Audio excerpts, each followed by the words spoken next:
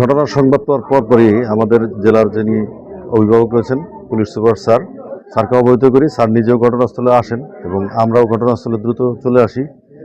তো স্যারের নির্দেশনা অনুযায়ী আমরা যে কাজ করতে গিয়ে যেটা দেখেছি যে এই ঘরের যে মালামাল যেগুলো রয়েছে, স্বর্ণালঙ্কার, নগদ টাকা পয়সা সব কিছুই ইনট্যাক্ট অবস্থায় আছে। এগুলো কেউ টাচ করেনি, এগুলো কেউ নেয়নি। এখনো পর্যন্ত আমরা কারো কাছ থেকে ওরকম কোনো সুনির্দিষ্ট তথ্যও পাইনি যে এই ঘর থেকে কোনো মূল্যবান দ্রব্য সামগ্রী এটা চোর বা ডাকাত যাই বলেন তারা নিয়ে গেছে। তো এই সেন্সে আমরা এখনো এটাকে ডাকাতি বলে মেনে নিতে পারছি না যে এটা কোনো ডাকাতির ঘটনা। তবে এখানে তারা অত্যন্ত নৃশংস একটি ঘটনা ঘটিয়েছে।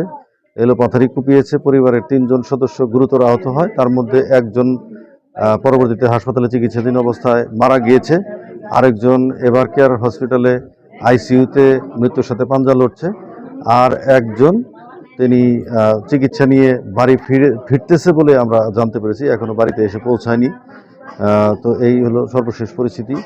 এখনো পর্যন্ত আমরা এটা ধারণা করছি যে কোনো পূর্ব শত্রুতার জের অথবা কোনো ষড়যন্ত্র অথবা অন্য কোনো কারণে এই হত্যাকাণ্ডটি ঘটেছে। এর সাথে ডাকাতির সম্পৃক্ততা আমরা এখনো পাইনি, তবে এটা তদন্ত চলমান, আরও দেখতে হবে আমাদের।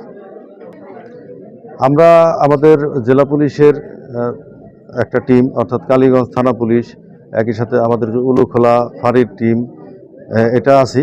এছাড়াও এর বাইরেও আমাদের পিবিআই এবং সিআইডির 2টি টিম কাজ করছে এবং গাজীপুর জেলা পুলিশের জেলা গোয়েন্দা শাখার একটা চৌকস টিম এখানে কাজ করছে।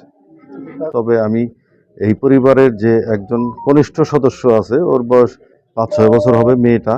এই মেয়েটার কাছে যতটুকু শুনেছি যে এরকম একটি ঘটনা ঘটেছিল, জানালা কোনো একটা শব্দ তারা পেয়েছিল যেটা অস্বাভাবিক মনে হয়েছে ওই সময় তাদের কাছে।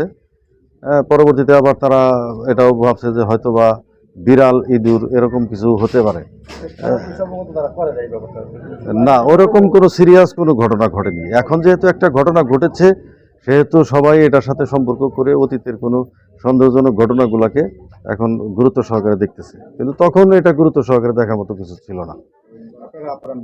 আমরা আসলে প্রাধান্য দিচ্ছি যে এই বাড়িতে যিনি গৃহকর্তা উনি একজন ব্যবসায়ী, পেশায় একজন রড সিমেন্টের ব্যবসায়ী। তিনি ভালো সচ্ছল একজন মানুষ, আর্থিক দিক দিয়ে বেশ স্বাবলম্বী। সাম্প্রতিক সময়ে তার টাকা পয়সা হয়েছে, সেটা নিয়ে তার কোনো শত্রুতা থাকতে পারে, অথবা তার দোকানে কোনো ব্যবসায়িক কোনো ক্লায়েন্টের সাথে ঝামেলা থাকতে পারে, অথবা এই দেখতেছেন যে 5 তলা একটি বাড়ি নির্মাণ করছেন উনি।